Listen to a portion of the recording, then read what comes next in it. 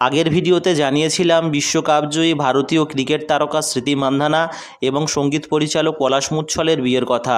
তা হঠাৎই অনির্দিষ্টকালের জন্য স্থগিত হয়েছে।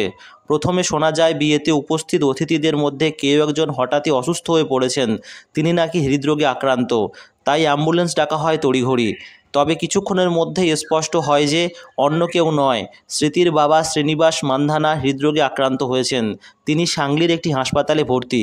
এ প্রসঙ্গে স্মৃতি মান্ধানার আপ্তসহায়ক তুহিন মিশ্র জানিয়েছেন, হঠাৎই অসুস্থ বোধ করতে শুরু করেন ক্রিকেট তারকার বাবা। এমনি সকাল থেকে শরীর খুব একটা ভালো ছিল না তার। বেলা বাড়লে পরিস্থিতি বেগতিক বুঝে স্থানীয় একটি হাসপাতালে নিয়ে ভর্তি করা হয়েছে তাকে। নানা রকমের পরীক্ষা নিরীক্ষা করা হচ্ছে সেখানে। চিকিৎসকদের পর্যবেক্ষণে রয়েছেন তিনি। প্রসঙ্গত জানিয়ে রাখি, প্রায় 6 বছর ধরে স্মৃতি মান্ধানা ও পলাশ মুচ্ছল দুইজনে একে অপরের সঙ্গে সম্পর্কে রয়েছেন। অতীতে বহুবার দুইজনকে একে অপরের সঙ্গে দেখা গিয়েছে। সোশ্যাল মিডিয়াতেও তারা কোনোরকম রাগঢাক না করেই একসঙ্গে ছবিও পোস্ট করেছেন বহুবার। এমনকি বিশ্বকাপের ফাইনালে জয়ের রাতে মাঠে স্মৃতির জন্য গলা ফাটাতে সপরিবারে উপস্থিত ছিলেন পলাশ।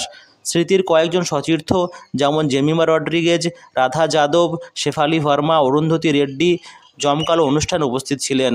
হলদি অনুষ্ঠানে সতীর্থদের সাথে মান্ধানা নাচের একটি ভিডিও ভাইরাল হয়েছিল ইতিমধ্যে। স্মৃতি মান্ধানার বাবা শ্রীনিবাস বাবুর দ্রুত সুস্থতার কামনা করি, তার জন্য শুভকামনা করি এবং সেই সাথে আমাদের লক্ষ্য থাকবে পরবর্তী বিয়ের দিনক্ষণ কবে ঠিক হয় তা জানার। আজ এ পর্যন্ত, দেখা হচ্ছে পরের ভিডিওতে। Till then, tata.